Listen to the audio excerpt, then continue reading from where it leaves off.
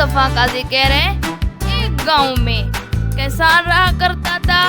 किसान के 4 बेटे थे। वो निहायत ही शरारती और सुस्त थे। हर वक्त आपस में लड़ते झगड़ते रहते थे। जब किसान बूढ़ा हुआ तो उसने सोचा, क्यों ना मैं अपने बेटों को इत्तेफाक से रहने की नसीहत करूं। तो उसने अपने 4 बेटों को अपने पास बुलाया और कहा, जाओ लकड़ियों का गट्ठर ले आओ।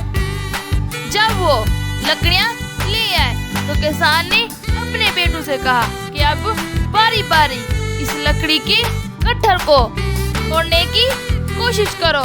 जब किसान के 4 बेटों लकड़ी का गट्ठर तोड़ने में नाकामयाब रहे, किसान ने लकड़ियों का गट्ठर खोल दिया और अपने बेटों से कहा, अब खुली हुई लकड़ियों को तोड़ने की कोशिश करो।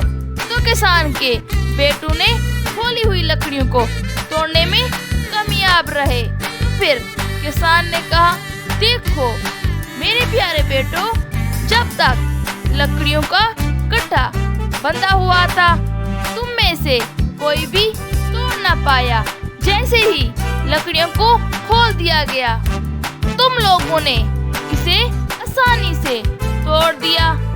मेरे बेटो, जिंदगी में यही असूल है, जब तक जुड़े रहोगे आपस में इत्तेफाक रहेगा।